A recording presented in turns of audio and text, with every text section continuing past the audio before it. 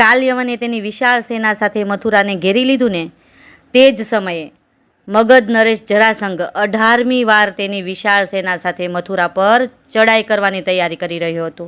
તેથી પ્રભુએ વિચાર્યું કે જો તે પોતે પણ સેનાને સાથે લઈ કાલયવન જેવા શક્તિશાળી યોદ્ધા સાથે યુદ્ધ કરવા લાગશે અને ત્યારે જ જરાસંઘ પણ મથુરા પહોંચી જશે તો શું થશે? તે તો ઘણો ક્રૂર અને અત્યાચારી રાજા છે। તે મથુરાના નિર્દોષ લોકોને પણ હેરાન કરશે। ત્યારે પ્રભુએ દેવતાઓના એન્જિનિયર કહેવાય તેવા શ્રી વિશ્વકર્માજીને બોલાવ્યા અને રાતોરાત સમુદ્રમાં એક સુંદર નગર બનાવવા આજ્ઞા કરી।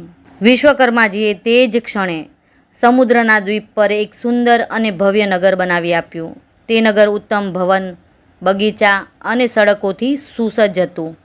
તે છે આપણી દ્વારિકા નગરી। ત્યારે પ્રભુએ તેની માયાથી રાતે સૂતેલા મથુરાવાસીઓને તેના સરસામાન અને માલઢોર સમેત દ્વારિકામાં પહોંચાડી દીધા અને સવાર પડતા જ પ્રભુ એકલા જ પગપાળા નીકળી પડ્યા। કાલયવને જોયું કે શ્રીકૃષ્ણ તો એકલા જ હથિયાર વગર આવી રહ્યા છે। ત્યારે તે પણ હથિયાર બાજુ પર મૂકી રથ પરથી નીચે ઉતરી ગયો, કારણ કે હથિયાર વગરના વ્યક્તિ સાથે હથિયારથી લડવું તે યુદ્ધ ધર્મથી વિરુદ્ધ ગણાય। અહીં આ રસપ્રદ અને રહસ્યમય કથા પૂર્ણ નથી થતી। ફરી મળીશું ભાગ 3 સાથે। જય શ્રી કૃષ્ણ।